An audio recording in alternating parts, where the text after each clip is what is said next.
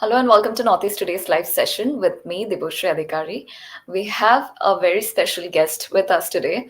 Without giving away the name, I would like to give you a hint. He is also known as the original millennial startup man of Northeast.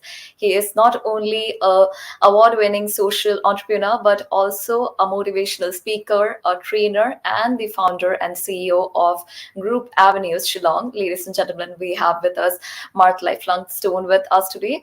Without further ado, let's welcome our guest of the evening. He is one of the most celebrated social entrepreneurs of not just the Northeast, but of our entire country today. So we'll get to know more about his story. Let's give him a very warm welcome first. For every entrepreneur out there who's trying to make a difference in the world, you wake up every morning feeling like there's this immense pressure of failing. Because if you fail, and you're not willing to take the initiative to take out those new ideas, you're failing not just yourself, there's the family that you feed.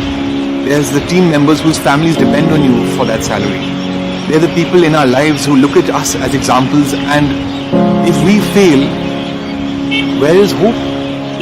Hope is within. The faith that I have that we will emerge and be successful is always tempered by this daily war when you go up and face the winds of uncertainty. Will I succeed or will I fail?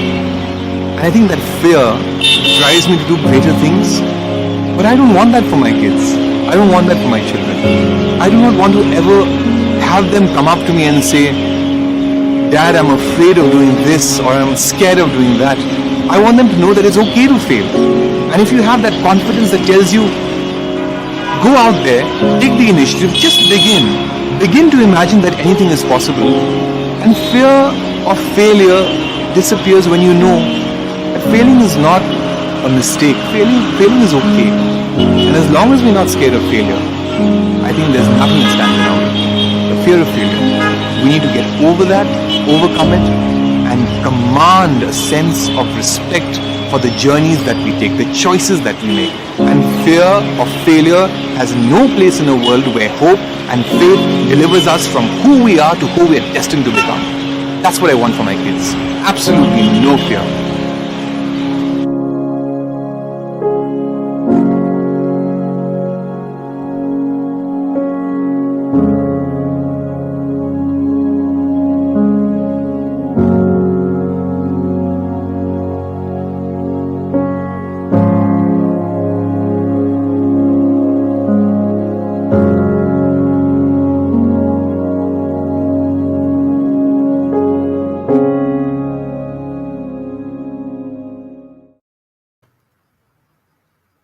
So, ladies and gentlemen, that's Mark Stone for you. Let's give him a very warm welcome to our show and let's get to know all about his adventure and his beautiful life story.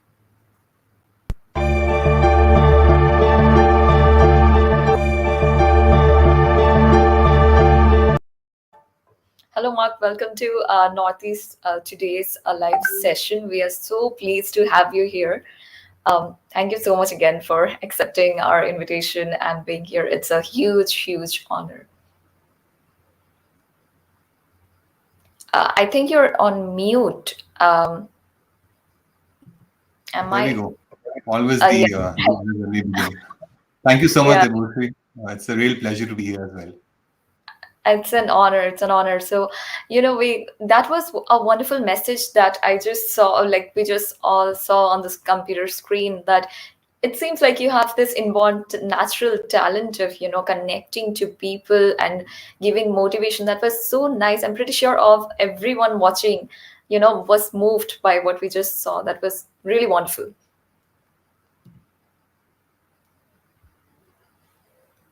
Just before we begin, I'm trying to get this network established. I hope I'm audible to the audience and you can hear me as well, Dibushree. Just let me know with, 2 thumbs Yeah, up I if you're all there.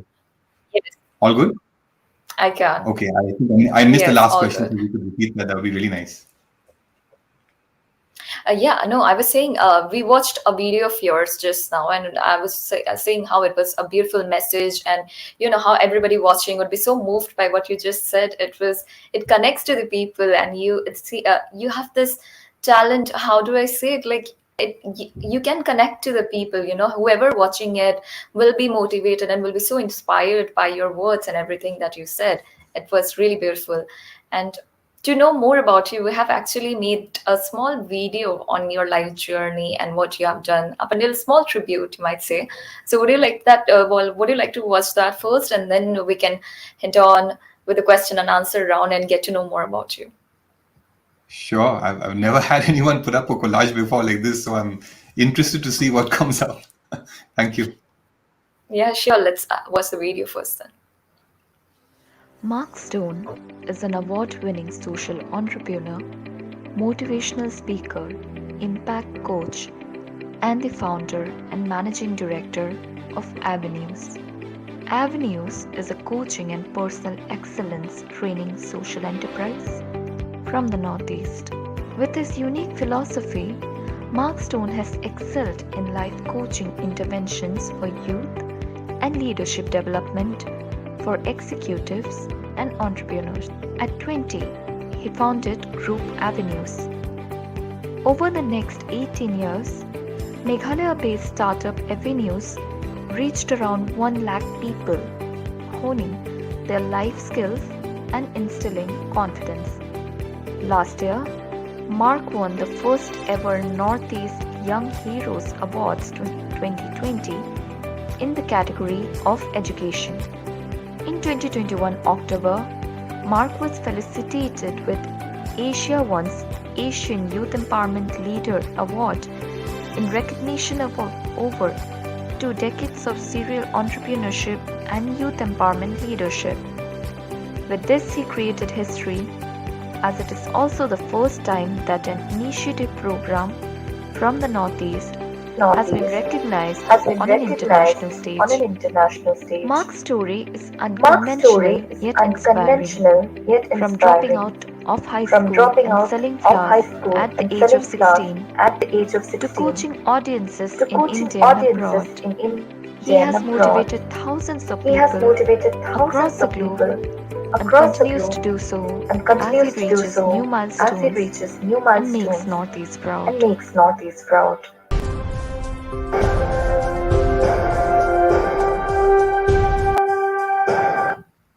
You Did you like the video?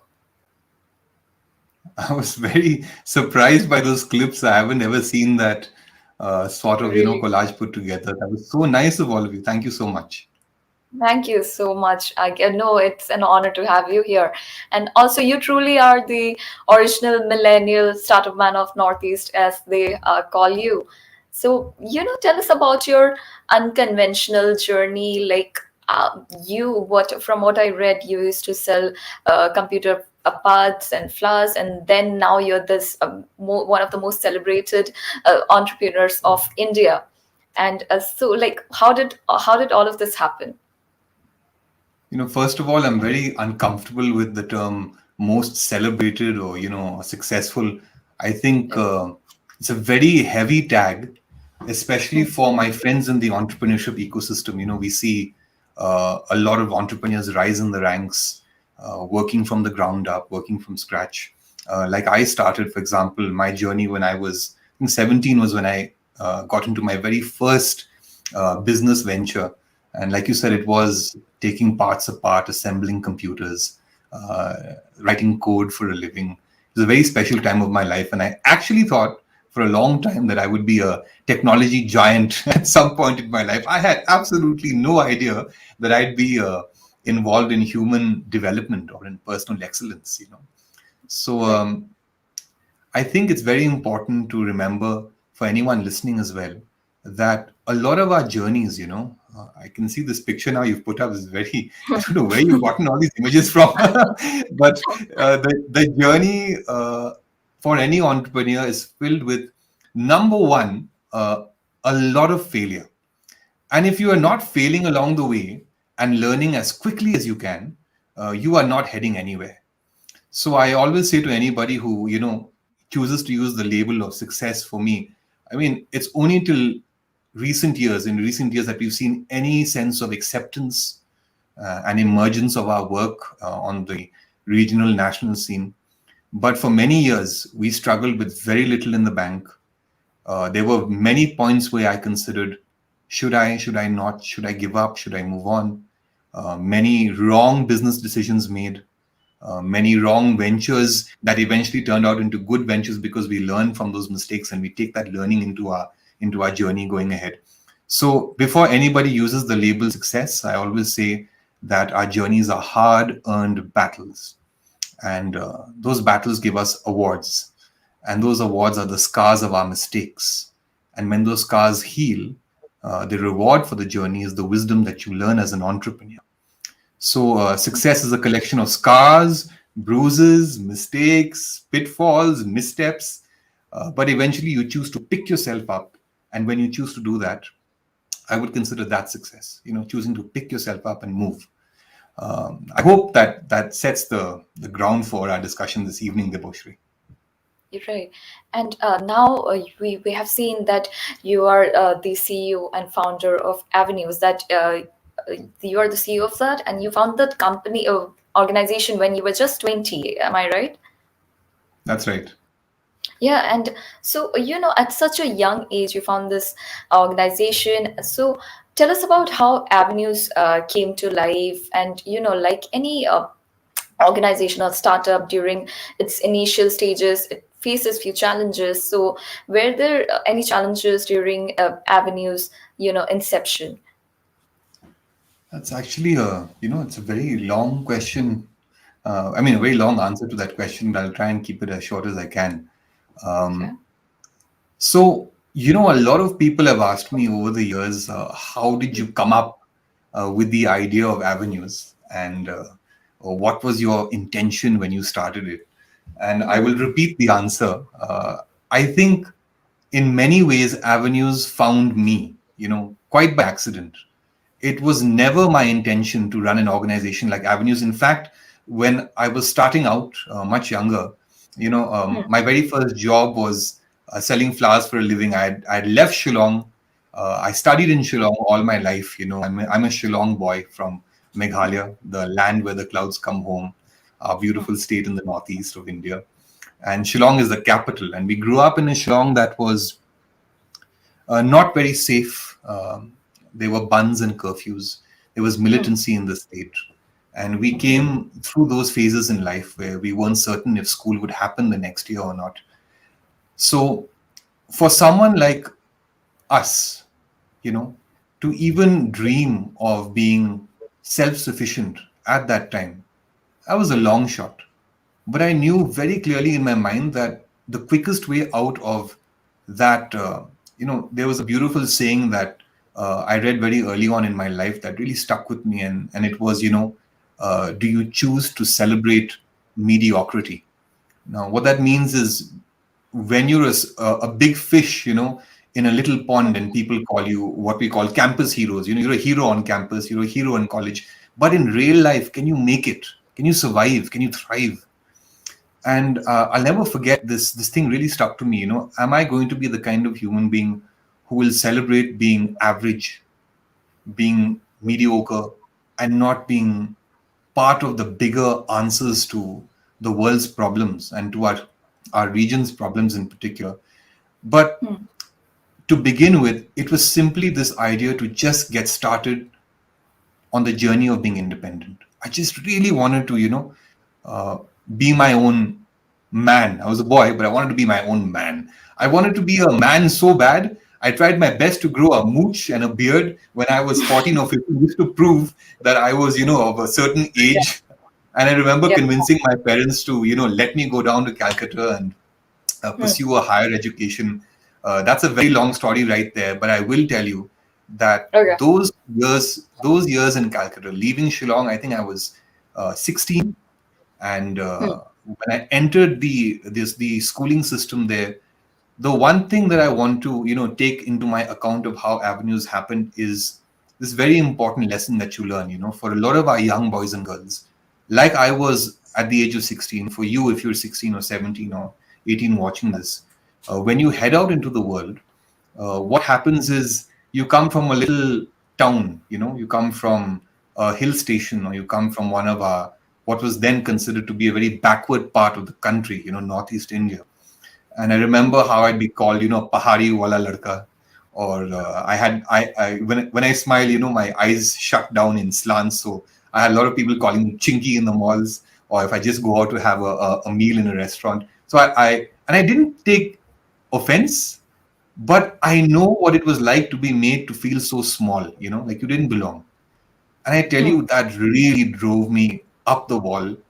I didn't know if I wanted to continue. I felt so bad. There were many times I wanted to run home.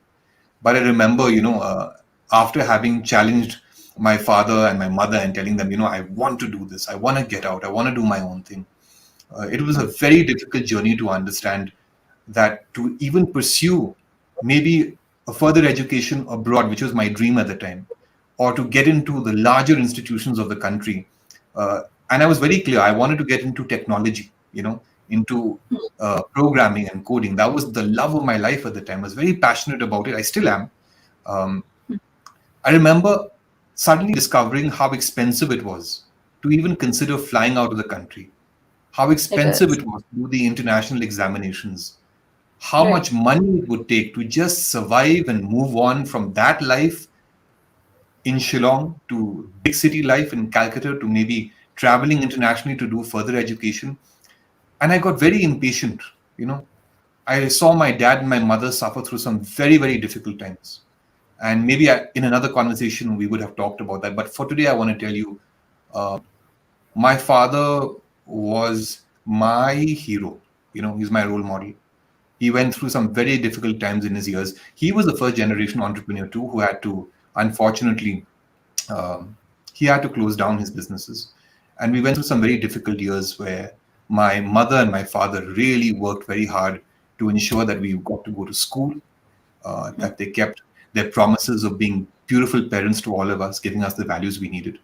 And I will never forget how brave my dad was to say, okay, Mark, if you want to go out and study outside, go ahead. And he did whatever he could to fund me while I was out, whatever he could. And I didn't want to be a burden to my parents. So that's where it began, a dream of just wanting to break out of that, of not wanting to be a burden, of wanting to be independent, of wanting to stand up on my own 2 feet. That drive was always there from very, very early in my life. And when Calcutta happened, I just very quickly tell you, um, there was a point in my journey in class 11 where I sort of realized that I was going nowhere very fast because I was not doing what I really wanted to do. I was not able to see a path to being independent. I was not able to see a path to going abroad. I couldn't see a path to raising money. And it made me feel like I have to just start working.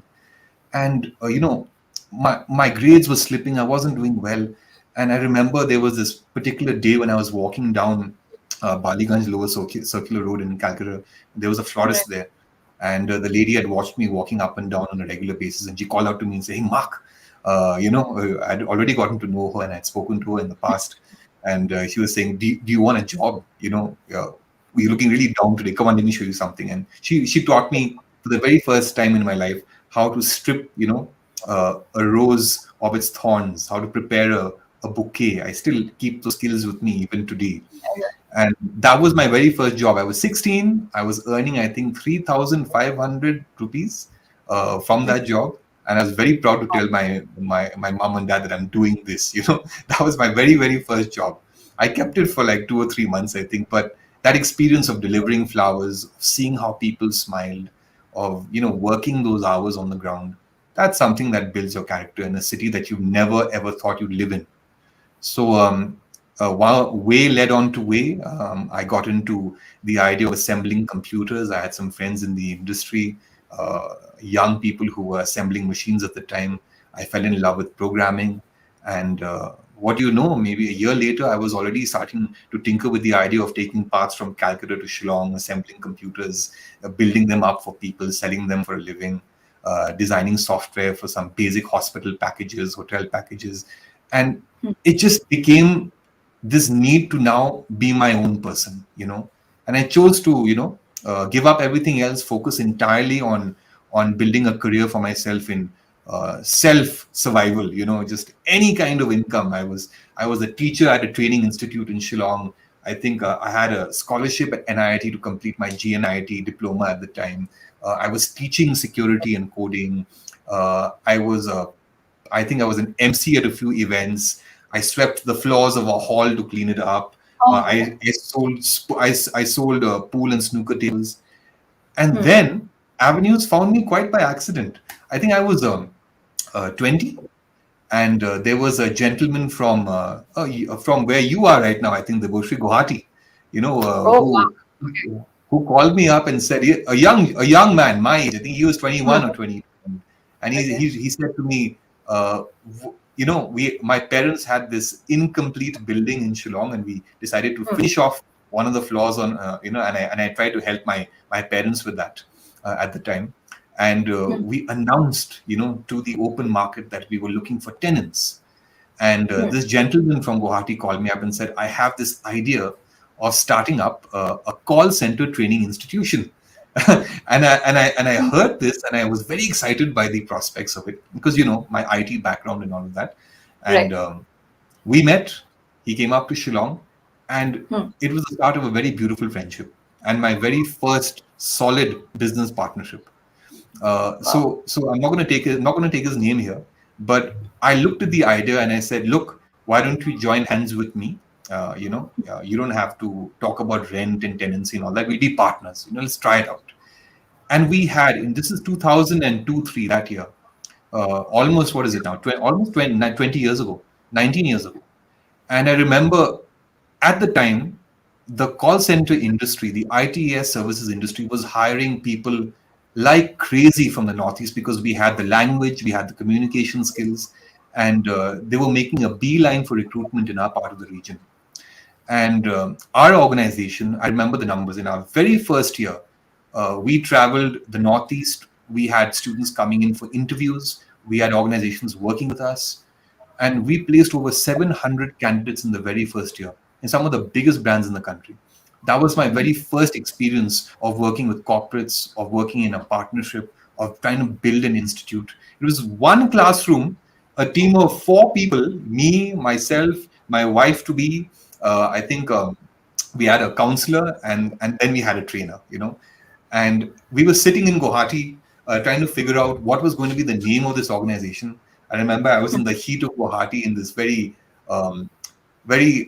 how should I put it, non-AC'd, just Yeah. the fans on, no electricity. I was in my Yes. shorts. Can get I had really my, humid in here. I had my feet up on a table, and the Hmm. trainer and my partner to be and myself, we were looking at each other and saying, what do we call this?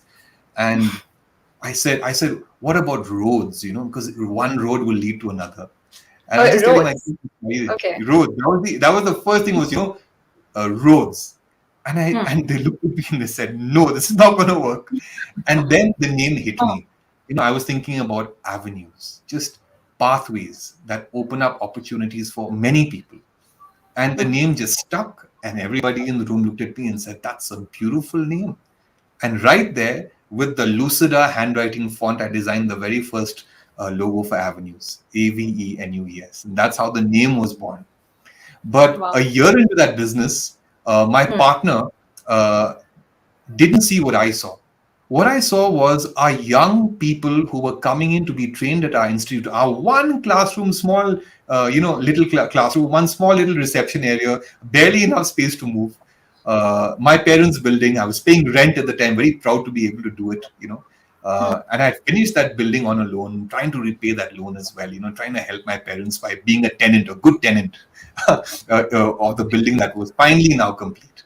Hmm. And it was a small little area, about 2,000 square feet. And that blessing is how I found my way into avenues. And when I finally saw what was happening with our youth, they were being hired not just by the call center industry, they were getting placed at any job they were being interviewed for, Debushri. And when Yeah. I saw that happening, I told my partner, hey, this is much bigger than you see. This could actually be the next big opportunity for young people in our corner of the region, because communication skills is what we need for a job anywhere in life. You need three Hmm. things: your confidence, your communication, and you've got to communicate your ideas clearly. Clarity. But he didn't see the potential, and he told me, Ja bhai, you take this over. I don't want to do it anymore. I'm very happy with human resources, with placements. I'll go back to Hmm. Guwahati, run my show out there. You do whatever you want. You pay me 1 lakh, 1 lakh rupees to take on my share. Hmm. And a year later, 2003, Avenues was a sole proprietorship run only by me. And I've never actually told Oh. the story before. But this is how Avenue started.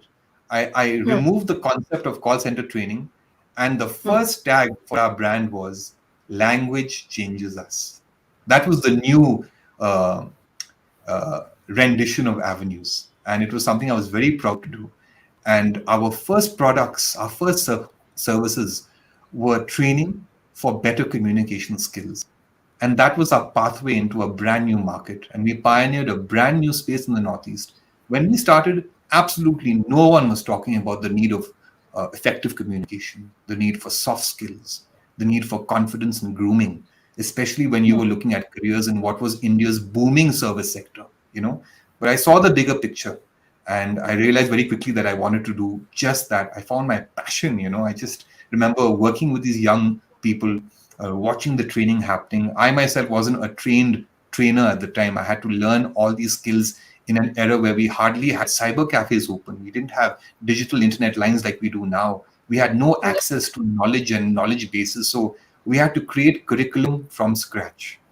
And long story short, in the last 18 years, where Avenues was and where we are today as a cross regional platform for showcasing confidence, talent, aspiration, and most importantly, preparation for life. This has been a journey that has evolved through many iterations. And to tell you the truth, I would have never seen this day coming. I just fell in love with the idea of working in the space, and one thing led to another, and we spotted the opportunities, and that's why we're here today. That's a wonderful journey. And also, I was thinking about how, it takes a lot of trust from the parents' part to, let their teenager son take such a grand decision of going to another city, because we know, West Bengal and the Northeast, like Meghalaya, where you're from, there are two different places, different people, different culture. So it takes a lot of trust up from their part, and a lot of courage. It takes a lot of courage for a such a young person to take on such a lifeful journey, such a big journey, that and you have turned it into something so beautiful and motivational for so many students out there. Also, I'd like to thank all of these people commenting, and if you have any questions for Mark, do comment. He will right be answering you. And I'd like to know more about your journey. And we have actually gotten these pictures of you from your social media account, and I found that you attended this TEDx event in Shillong, and we have pictures of that. Would you like to talk about it? Let's see what you have. This is quite a throwback, Yeah, actually. yeah. This is in Shillong, right? Oh my gosh, that's ancient history now. Yes, that yes. that's Okay, I so mean, there's a great. story. There's a story to this picture. Yeah, please do tell. Um, you know, for anybody who's in the training profession or in leadership, um, the TEDx platform is very Yeah, aspirational. it's big. I Yeah. don't know how many of our listeners or viewers know about the TEDx platform, but a couple of years ago, even today, I mean, of course, there are many similar platforms now, but TED Talks and TEDx Talks were considered the definitive, I think, standard for inspiring talks around the world. And I had watched these talks for many years. I had Hmm. watched these inspiring people speak at a TEDx event or speak at a TED event in California. TEDx are the smaller events that are licensed around the world, you know. And we had never had a TEDx event in East India. You know, it was the very first time that a TEDx event was being hosted. And I remember looking at these wonderful speakers and saying to myself, oh, maybe someday, you know, maybe someday I will have this honor. I will have the privilege of being able to say I spoke at a TEDx platform. 2012, I think it was, if I'm not mistaken, 2012. I didn't know this, but IIM Shillong was hosting the very first TEDx series of talks in East India. And I'll never forget the day I received the call. I was pacing in my office. We had just expanded avenues to another floor, and the walls were still being painted. I'll never forget this scene. I was telling one of the painters how to scratch off one of the walls of paint, and I get this call from my friend at IIM Shillong, and he tells me, "Mark, what are you doing in 2 weeks?" And I said, "Why?" So he said, "Well, I don't think you know this, but IIM Shillong is going to be hosting the first ever TEDx talk." Now, all my life, I was always the guy who was called to MC a show or to host a show. So I thought, okay, they want me to MC the show. And I said, so how do you want me to host this? And he says, no, we don't want you to host it, Mark. We want you to be a speaker. And my Wow. jaw dropped. I cannot tell you, I had, even now when I recall the emotion, I have tears brimming, because I think I was 32 at the time. And to have that honor, I mean, I had worked so hard for so many years, but I never thought I was worthy of ever being on a platform like TEDx, because once a TEDx talk is approved by the TEDx committees that are handling that talk, it goes online forever. And it becomes part of the TEDx family of inspiring talks around the world. And I had all these fears in my mind. How would I speak? What would it be like? What would I do? And I will tell you the truth. I almost said no. I told him I need some time to think, and Why? he just laughed. He said, "Are you, the Mark now was not the Mark I knew 10 years ago. Even I mean, my speaking journey was a really tumultuous one. Very difficult to get me onto a Why stage did to you speak. say no to it? It's like such a wonderful opportunity. Like I most was people very don't afraid. jump into it. No, that's a good question. I was very afraid to say yes. I was afraid because he told me you are going to be the only speaker from Northeast India. And That's I didn't know at the time that the honor was bestowed on my shoulders in such a grand manner. Uh, and the fear that filled me was so immense. I felt I would embarrass my region if I spoke badly. I imagined, being in the communication services training industry. If I didn't do a good job, what would people think of our brand? I imagined embarrassing my parents, the city of Shillong, my team, my brand. I thought if this goes badly, avenues will fail forever. No one's ever going to want to come and be trained by us. So I had all of these fears, Devoshri. But yeah. I remember picking up the phone a few hours later, and I did what I always do. If I'm afraid of something, I will not let it take me down. I always choose to face the fear, because it's the only way you grow. And I was thinking to myself, okay, what's the worst that'll happen? I might do badly, but I'll own up to it and I'll do better next time. Hopefully, I'll have another TEDx talk at some point in my life to make up for my failures. But it went it went as well as it could with my experience at the time. Today, when I look back at this talk on the screen, when I look at those images, uh, can I be honest here? And I Yeah, hope that the audience doesn't surely. doesn't judge me for being too self derogatory. But I hated this talk. Uh, What's at the that? time, everybody told me, and I had the talk went viral the day after it was posted. I had people calling me all the way from South America. A message came in from Wow. Europe. It also, and there were messages telling me we were so moved by the talk you gave, and I didn't see it. All I can tell you is the day of the talk, I had about 8 hours to go to the talk. Right, it was at night, very late at night, and I Right. didn't yet feel that I was ready for the talk. Now, with any TEDx talk, you're supposed to submit your presentation in advance, which I did. But I just couldn't connect with it. I just felt like there was something missing. And I was up at night and I heard this beautiful piece of music from my collection. And I said, that's my track. That's the music I'm going to use. And I did something completely unconventional. And the name of the talk was Unconventional Inspiration. I was sharing the story of how Avenues had grown from being a small little enterprise to touching, thousands of lives in the I think at the time it was the first 10 years of our journey. Gosh, I can't tell you. I walked into that hall. And I looked at everyone sitting there, and there were these superstars of industry, captains of industry, the bureaucrats of the state. There was the directors of IIM and all these IIM graduates sitting there. And who was I? I was a boy from Shillong who left everything at 17 to start his own life as an entrepreneur. I did not think I deserved to be there. I felt so unworthy of that moment. And then I remember walking up on stage, and I just felt like I left my entire life on that stage, I ended it with that little track, and I devoted that track to my daughter, who at the time was very, very young. And I said that, what do you do what you do for? And for me, it was for my daughter, for my kids. And I remember I left it all on the stage. They say, you've done the best you can when you've left your emotions, you left your journey, and you left your scars on a stage, and you've chosen to be vulnerable for the world. You've chosen to allow that vulnerability to let you rise. And I remember Right. walking out to resounding applause. I'll never forget that moment. But I went to the bathroom of Pinewood Hotel, which is where it happened, and I cried my eyes out. And nobody could bring me out of the loo. Nobody knew this. I was just so broken and disheveled, and I thought I had done a terrible job, but the audience said otherwise. So I'll never forget that experience, So there's a very special story there.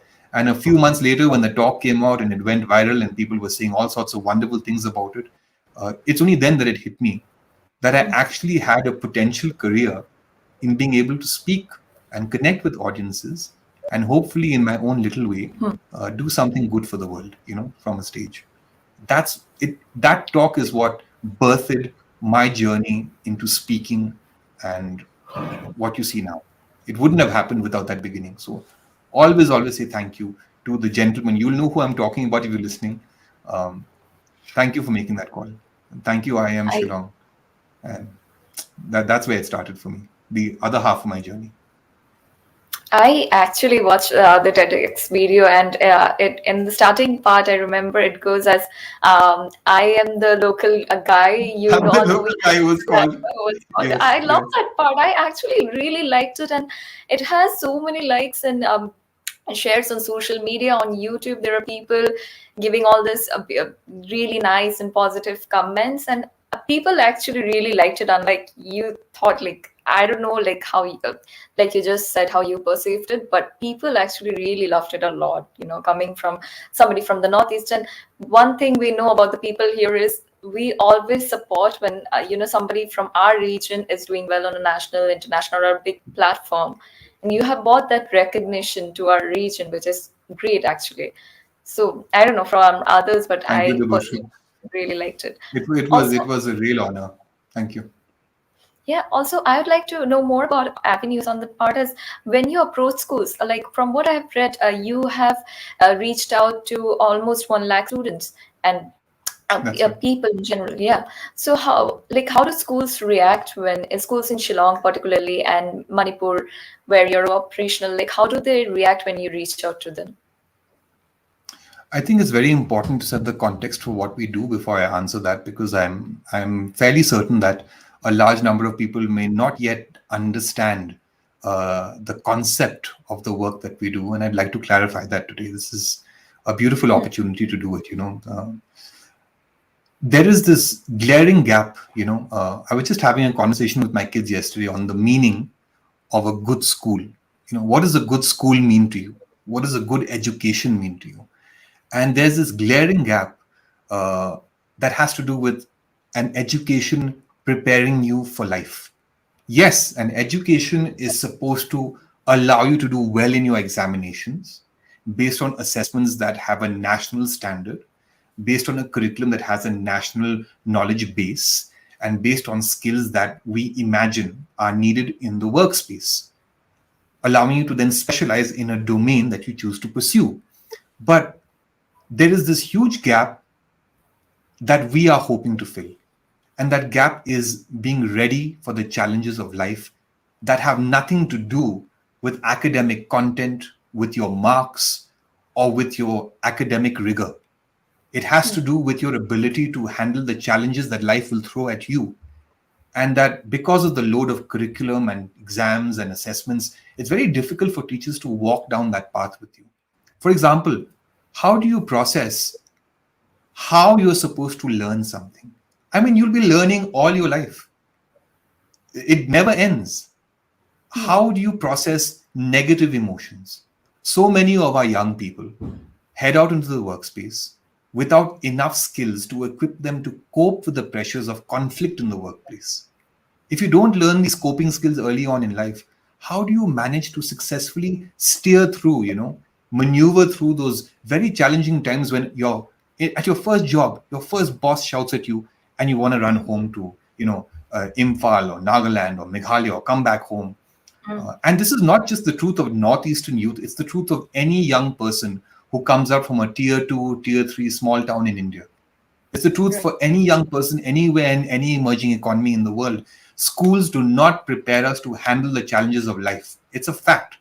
They give us enough academic content and knowledge to get through the exams, to find a place to specialize in. But too few schools are doing so little, Uh, in fact, there are a handful of schools who are now doing enough to equip students with the mental, emotional resilience needed to get ahead in life. So we call this bucket of skills soft skills and life preparedness. And the reason that we know this is a gap is because if the academic system was working, the youth from our region who are heading out would be staying in their jobs. You'd have many more self-starters in the Northeast looking at the solutions that they can find to the problems around them, creating local enterprises. You'd have more job creators than job seekers. You'd have better teams to lead. You'd have team leaders who were able to challenge the horizon of opportunity for their teams and take them forward. You'd have young managers who were able to understand what it means to be accountable, to be professional, to be disciplined, and you'd have teams that were willing to take that long haul towards a long-term vision. And we know that at the heart of it, human connection, communication is at the heart of everything in life. I mean, the pandemic has shut us down, but the joy you see now with people meeting for the first time after so long, you can't take that truth away from the world. Authentic, genuine human connection is at the heart of all success in life. You've got to be able to connect with people. So those interpersonal skills, those emotional resilience skill sets, managing your emotions, managing your communication, improving the way you present yourself to an audience, improving the way you speak about your culture, your roots, helping you understand how to genuinely respect somebody else's journey, so that we're building a world where integration and inclusion are central to all our themes at work, in our careers, in our workplaces. We believe that an education must include all of this. So we have a model of change at Avenues that we call the Mecca model. Mindset, M; emotions, E; connection, C; communication, C; and actions, A. MECCA, that allows you to transition from thinking about something to actually taking the steps you need to achieve the dreams that only you were born to achieve. All of us have dreams. And if many more people and many more youth in our region were able to understand that no dream is beyond your reach. I mean, look at me. I'm a long shot. I'm not supposed to be doing what I do, given the background, given the kind of opportunities I had. What I have today has been sheer grit and determination leading the way. And if more young people were taught those skill sets, I firmly believe we would be on the pathway to economic prosperity for more people. Right. Also, So I completely agree. I'm so sorry I'm to so cut sorry, you off. No, you Vibhushan. were saying, please. Oh, no, no, no. Please So continue, in Ari. answer, thank you. So in answer to your question for schools, there was a time when schools did not understand the relevance of what we were doing. Over the years, with the case studies we've had, with the success stories we've had, the most recent being the state topper for the Meghalaya Board of Secondary Education, gem of a boy, was a student of Avenues. And he will tell us in a very honest interview that we've had with him, the one thing he said to me that really counted was, he looked at me with all the honesty in the world and said, "Sir, it matters." And I asked him, "What do you mean by that?" He said, "When we see you training, when we see your trainers," and I have a beautiful team of coaches, of skills instructors, of life coaches and administrators who work at Avenues. When we see your team training, sir, we know you're one of us. We know they're one of us. And if they can do what you're all doing, so can we. So, because it's from the community that answers are born, and from the community that direction is shaped, that allows our community members to feel like anything is possible. So now there is this acceptance, when you go to schools and colleges, now people talk about the importance of soft skills. Now they understand the importance of employability skill sets, which are not connected to the academic framework. These are skills that are measurable, but have to do with the softer side of things: your confidence, your body language, your gestures, your movements with your hands, the way you talk to somebody, the way you look at someone, the way you respect them, the values you take into life.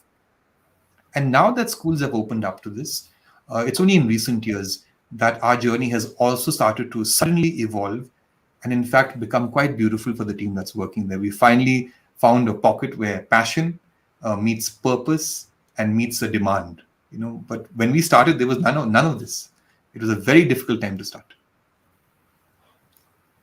As I was saying, like, I completely agree with you. And what you were saying earlier about schools in our region, they do not prepare the students for what's to come after the school.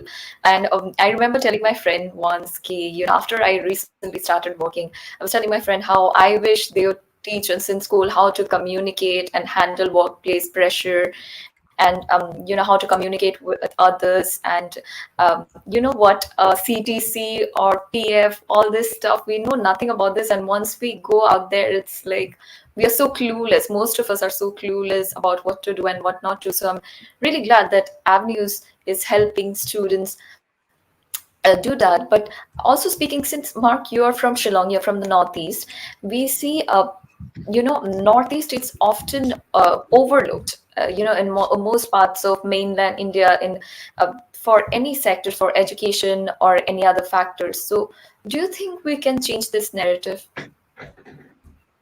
I think the narrative is changing even as we speak right now. And it's changing because there are so many young people who are going out there from our pocket of the country and shining. It's just brilliant to see how there are so many more youth who know what they want in life, who have access to opportunity like we've never had before. I mean, even if you compare it to my own entrepreneurial journey of 20 years, 22 years now, when we started our journey, there was absolutely no one who believed in the concept of entrepreneurship. People were laughed at. I was laughed at for so many years for even saying, why don't you want a government job? Why don't you work in the private sector, get a job? And here was I trying to build a team to make other people feel like they could have an organization to belong to. But in answer to your question, the Northeast, I think our time, very, very slowly but steadily has now come to the fore. We are emerging. We have so many youth from our region who are shining in so many domains across sports, business, science, technology, IT, and services. We have so many dreams that are now being born and birthed because of initiatives like Avenues. And we have so many young people who are so talented in so many ways, who are some of the most stellar content creators from the country in our pocket of Northeast India. So, if you were to ask me, is the Northeast, is the opportunities there? I would say yes, there are lots of opportunities out there, but the challenge has always been, how do you embrace these opportunities? How do you tackle the next big challenge and turn it into something that is a livelihood? And then how do you build a team around it that allows you to take the vision forward, creating more jobs for more people and more opportunities for growth for more communities? At the end of the day, it must be about integration, inclusion, and going ahead together. That's how the Northeast is going to get ahead. Wow, that's so nice. I really hope our region is already doing so well. We have, like you just mentioned all the points, and also in this year Olympics too, we saw so many young like people like Lovelina Borgohain and Amira Baichanu. They did so well in the Olympics as well. Not like Northeast, it's doing really well now, and in the sports sector or be the education sector. Also, speaking about that, when, as we talked about, you found your purpose very early on, like I might say very early in life, because most people go throughout their lives without ever knowing what they want to do. So for any people watching, young people watching, how do you see, how do they find their purpose, what they need to, what they want to do in their life? This is a really, really good question. I'm so glad that you asked me this. Um, I told you that avenues found me. I did not Yeah. know it was going to be my purpose. Hmm. And I don't know about your own journey, Debashri, but you're a passionate communicator. You're hosting this wonderful show. Thank you so I much. don't think you saw this coming. I don't think you saw this coming. Maybe 2 years I ago, don't 3 years know. ago. But how did you find your way to this? Correct me if I'm wrong. Are you the kind of person who wants to experience all that life has to offer? Yeah, I do, I love to, whatever life throws my way. And that's the secret, really. When you're young, and if you're tuning in right now, please remember that not all of us are born with that silver spoon of passion running through our veins. Knowing what we want to do, seeing our destiny so clearly. It's so rare to have that. If you have it, you're very blessed, and if you know it, you should just push ahead and do what you know you must do, what you were born to do. But for many of us who didn't know what our path was, or who don't know what our path is going to be, here's my advice. It has worked for me on so many levels, and I genuinely hope it serves you too. When you're younger, I think what you should be looking at doing is exploring everything your heart wants to explore. Don't not listen to what your heart is saying to you. Too often we think with our minds and we say, hey, it's important to have a plan. It's important to know what's coming next. You must have security. You must have a safety net. But I tell you, there are literally no safety nets for dreams that you have to claim. That's the risk you take. That's the leap of faith you must take. And it's because the few of us who choose to make that leap of faith shun the idea of a safety net. We suffer with it. You suffer with the idea that who knows what might happen next. But the truth is, you cannot kick yourself 20 years later and say, I wish I had done this. I wish I had done that. Yes, it's okay to go after security, but it's far worse to live with regret. So I would say, if you want to find your passion, and you want to find something that puts you into what is today very beautifully called the flow. Now, the flow is a place in your life where you're working and you're engaged in something meaningful. You're a productive member of society. You're doing something that has passion. You can feel it. You know how you feel it? You know how you know it? Time just disappears around you. When you're doing it, you forget what your life is in that moment. You're just in that space of work. It happens to me when I'm on a training floor, when I'm coaching young people to see their potential, when I'm helping them put on that eye. I call it the eye lights. The lights in your eye. They just come on. Some of us might discover it playing a guitar, maybe painting a beautiful acrylic, maybe designing something on an animation piece of software, maybe even writing or poetry, or reporting on political matters, standing up for the weak and for the impoverished. There are so many ways in which your passion might suddenly come to light. The point is, so many of us don't allow ourselves to discover that passion. So my advice is, do as much as you can in your early 20s. Do it all. Whatever your heart yearns to do, whatever you ache to do enough of it to understand whether you want it or you don't want it. And it's a very powerful thing, in life. Sometimes knowing what you do not want is more powerful than knowing what you want, because now you don't have to waste any more time on that path. You now know, I don't want this. On to the next thing. But you wouldn't know, and you'd be living a life of regret if you didn't choose to explore that path as best as you can. So, passion for most people finds you when you least expect it. It finds you when your heart and your mind is open to opportunity. It finds you when you choose to embrace the flow. That moment in time when you suddenly discovered something that truly makes you happy, that gives you a sense of meaning, and you know it makes the world a better place. That's how I'm going to answer that question, Devoshri.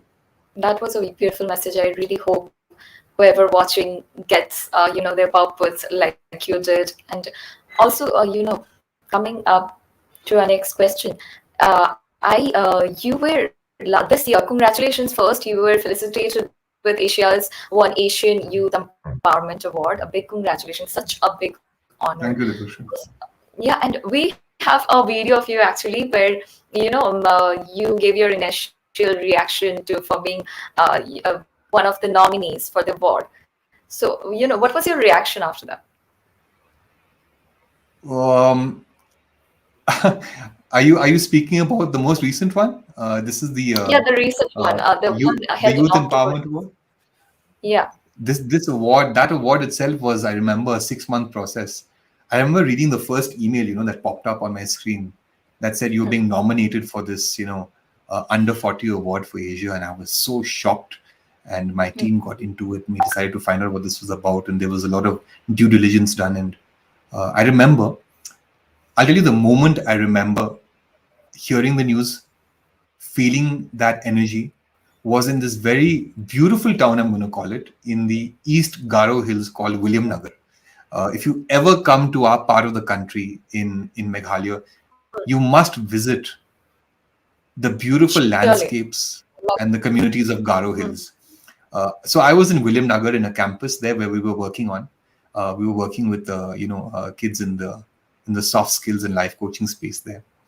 And my media team was with me, and we were preparing a shoot, for a few of the students who wanted to speak about their experiences. And it was one of these classrooms that were very dingy and dark. And I remember a call coming in, and the awards committee called me up and said, "Mr. Mark, first of all, we have a question." I said, "Yes, please tell me, are you double vaccinated?" And I said, Okay. and yes, I'm a strong proponent of vaccinations simply because the world has to move forward. So I said, yes, I am vaccinated. Next, do you have your passport? I said, yes. You're coming to Dubai in 2 weeks. I cannot tell Wow. you. I didn't know what to expect next, and they said to me very clearly, we have decided to award you the Asian Youth Empowerment Leadership Award. And I was just, I Cool. mean, I sort of expected it, but I didn't. When the moment actually hits you, it just really, it can do two things. It can either go to your head, or it can be a very humbling experience. And for me, it was a very, very real experience. I suddenly realized that, this is a moment that I must embrace, that I must be grateful for. And I had worked very hard to create, a team that allowed us to move to a place where we were finally being recognized for our efforts. I mean, 19 years, and I'll Right. never forget sweat streaming down my face, sleeves rolled up, all of us in the heat of William Nagar, these little kids walking around. And there was this moment, all right, on the lawns of the school, right? All these children sitting in a circle in unison suddenly got up, and the sun was setting. And it was just like a memory that will never leave me, that this is why I was born, to be able to help someone look at a sunset, look at the sunsets of their lives, and say that my life was meaningful, my life had purpose. If you're able to do that for a young person, if you can help them reach that point in their life, I think that's a true education where they can look back and say, I'm grateful for the life I had. So, when this award was announced, um, it was something else. It was special. And the moment I mean, flying to Dubai was one thing. Being asked to go up on the stage and pick up the award, that was something else. When your name is first called out, and we had this galaxy of stars there. We had ambassadors from many countries. We had some of Bollywood's famed names were there in the front rows. And we had the entire set of award winners from Dubai and the Indian Leadership Awards that were being presented. And I really, again, the feeling was, do I even belong here? But just being able to receive that award and to do my own state proud, to do Shillong proud, that was something solid. That that dream of having an organization that can achieve recognition, that can achieve an international movement in the making. It is possible from anywhere in the country, from anywhere in the world. If you just choose to focus all your passion and energy and choose to understand that as long as it is productive, as long as it is meaningful, and as long as you're able to create a revenue stream, which is very important, you have to be able to back up your team. You have to be able to create the revenues for people to survive and thrive. If you can do that, uh, you're not just doing it for yourself. Hopefully, it'll inspire many more entrepreneurs to keep seeking out their dreams and to not give up. And this is not success by a long shot. We're still on our way. It's I'm happy that it's happened, but just standing there receiving the award, all I felt was this cannot be it. We must go further than this. And so I left being very humbled, but also very driven to do better and to do greater things for our state, but not to do it alone, to take the team that has given up so much to do this with me, to take them along with me. And actually, I'm really sorry, but I got this and the Northeast Heroes Award I got those mixed up. Yeah, we actually have a video of you after being nominated for the Northeast Heroes Award. I'd like to request our technical team to show the video. That was such a big honor. Like I've seen the Conrad Sangma tweeting about Meghalaya's chief minister tweeting about the event. Like how was it? How was the experience? That was just how do I put it, when your own when your own head of state or your own chief minister chooses to uh, put that out on their feeds. It's scary also, because you know that okay, suddenly you're being put into a position of having to live up to that reputation, live up to that name. So it's humbling. It's very scary because you don't want to fail your community. You don't want to fail your team. I'm just being honest here. I mean, it's not made me feel anything more than I need to work even harder now. It's just left me with that feeling that this cannot have happened by accident. I cannot ever allow this to just be a one-off. This must be the start of much bigger things for this organization that's given up so much. All the people on my team. Mark is not Mark. Mark is his team, and I'll always say that. So when that post went up, I was very happy for my team because it was a recognition for all our hard work together, and more importantly, that our government, has been so supportive. I'll always say that our government of Meghalaya over the years, over administrations, has always looked at our work with genuine intention. They know that we're not here just to be commercial operators. I will not allow a program to run if every life in that program has been touched with real impact. That's just my commitment because these are our kids. This is our state. This is our region. If we don't do it, and if we don't do it well, who will? So it's just left me with that focus and intention to do it even better than before. And could you tell us about the photo? Like we could see that on the screen a few seconds earlier of you along with CM. Could you tell us about that a bit? So It wasn't at this. It was that- with the Chief Minister Conrad yes, Sangma. yes. Yeah, This is. I think if my team's signing in here, they'll know this is a very special moment. This is the culmination of a one-year initiative that was run in 2019 and 20. Our very first program that was supported by the Ministry of Tribal Affairs through the government of Meghalaya. The very first soft skills and talent identification program for tribal youth in the country. And we had finally found a way to, bring our dreams into fruition when the government of Meghalaya chose to run a program of this nature. And, we had won the mandate and we were, commissioned to do the work. And the Ministry of Tribal Affairs had been brought in to, sponsor the initiative. And I tell you, what followed in that year was absolute magic for us because for the first time, we were being allowed to scale up the idea of taking life coaching, career readiness, and life preparedness into rural campuses, not urban, suburban, rural campuses across the state. And this was at the end of a very difficult year of traveling the distances with our teams. The way we run these programs, We run it in a campus. Our teams stay in the districts. They may come from various pockets of Meghalaya, but they travel to a district, they travel to a town, they travel to a rural area, and they stay there and they work with the campus authorities to run these programs for certain age groups. Typically it's classes 8, 9, 10, 11, 12, and maybe some college campuses as well. But this is a program that reaches out to everyone, and it's called Aspire Meghalaya. So this picture is very special. It is the very first published report. It's a coffee table book that was released to mark the culmination of Okay. the very first ministry-funded soft skills initiative for life coaching for tribal youth, the very first in the country. We were very proud to be the first to do it, and the results speak for themselves. It's all up there on the Aspire Meghalaya website. But we've been able to continue this program now, and we're hoping that this particular model of change for young tribal youth can be quickly adapted to youth in emerging economies in pockets around the country and Southeast Asia, and hopefully Middle East and Africa. We have a very clear vision of where we want to take the program.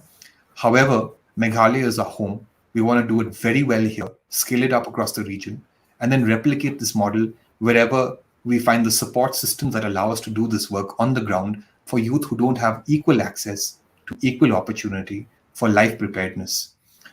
So this was that moment, 21st of January, Meghalaya Day 2020, just before the pandemic hit Meghalaya, just before we went into lockdown. And it was sort of like the highlight of all our careers at Avenues. It was a very special moment for us. Also, tell us about how Avenues responded to the pandemic, because since the pandemic has, created a havoc in 2020, and it had a reaction on all the sectors, affected all sectors. So how did Avenues react to it?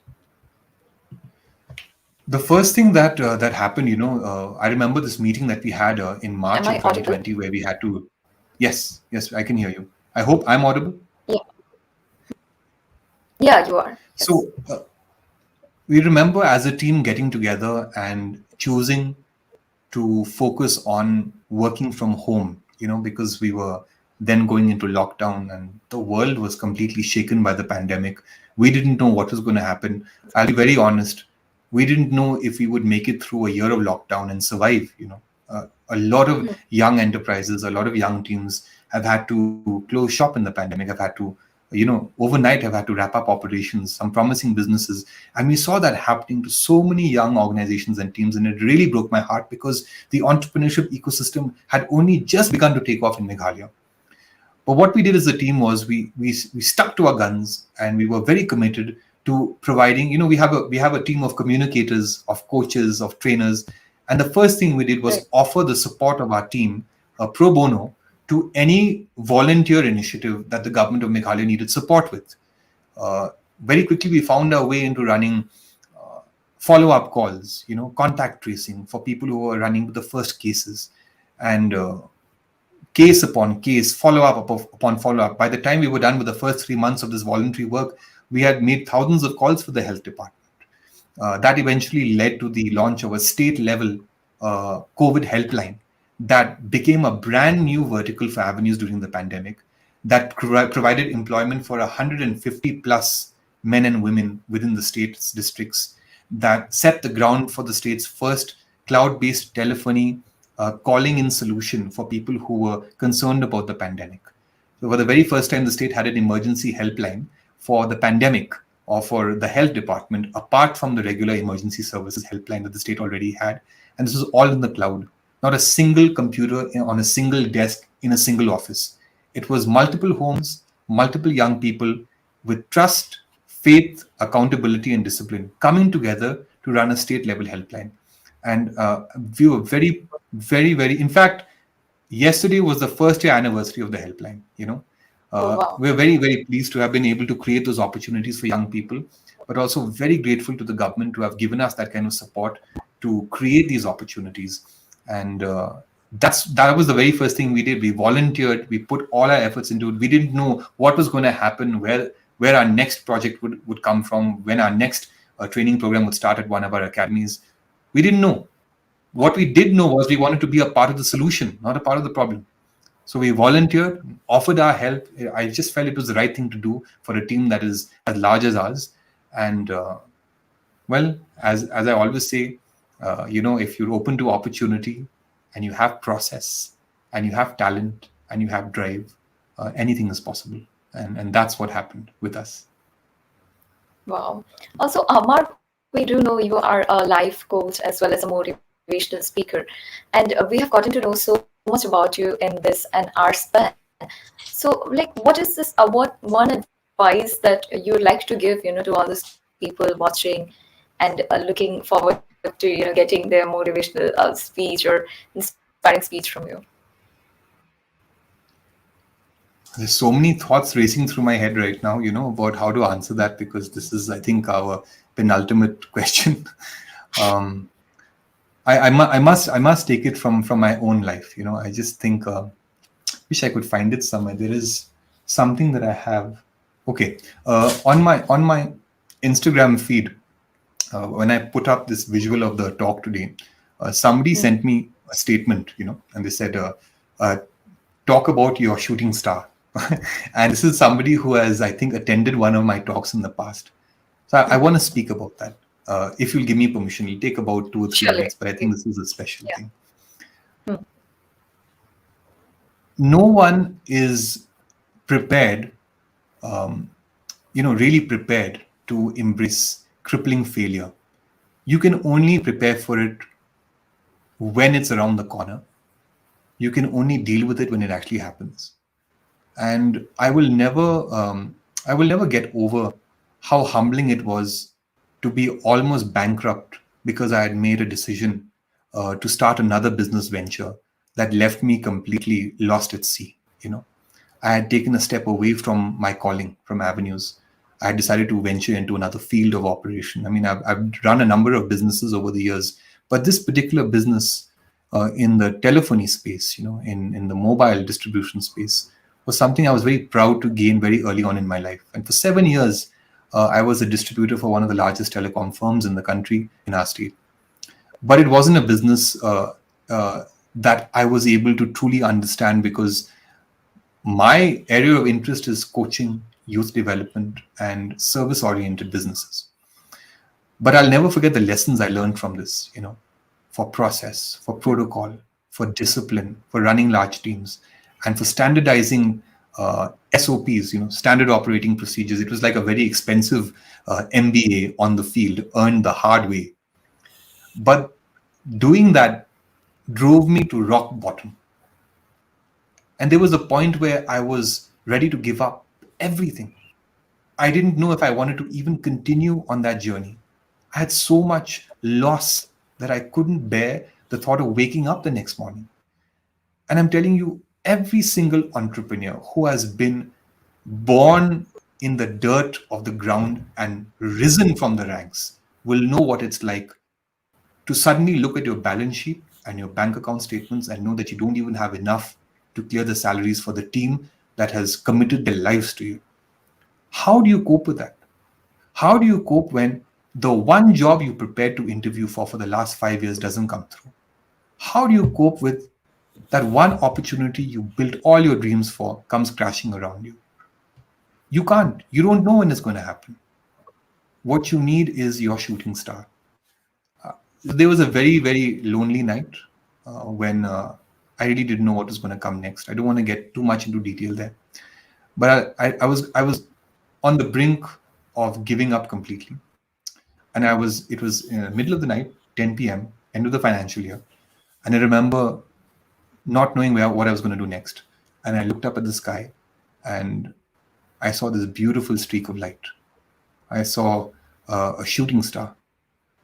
I was almost like, someone up there telling me, "Hey, Mark, don't give up, it's not your time." And that drove me back from the edge of despair. That shooting star rescued me. And sometimes a shooting star can be a person. It can just be somebody caring enough to look at you, to see you for who you are, to put their arms on your shoulders and tell you, you will get through this. Too many entrepreneurs today are too bothered about the labels, the awards, and about the competition that they refuse to even call each other and ask themselves, how are you doing? How was your day? How was the month? You need to talk. Too many people are too concerned with their own journeys to reach out and be a shooting star for somebody else, to bring someone from the edge of despair.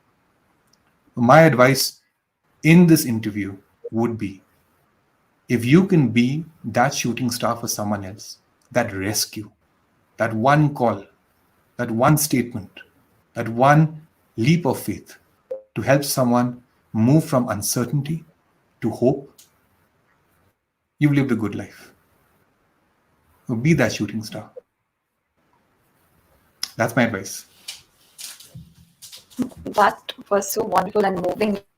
Like, Mark, it was so wonderful interacting with you. You have given this wonderful messages for all others people watching. I myself am so inspired to listening to you. I haven't attended any of your talks, but I really wish to someday, like whenever you do next. I'd love to come to one. And thank you again for interacting with us. And we know you have a busy schedule. You still took your time out for our today's session. It's a big honor. We'd love to have you again on our show. But thank you so much. Thank you so much. It was wonderful Thank you so much. interacting with you. Thank you so much, Debashri.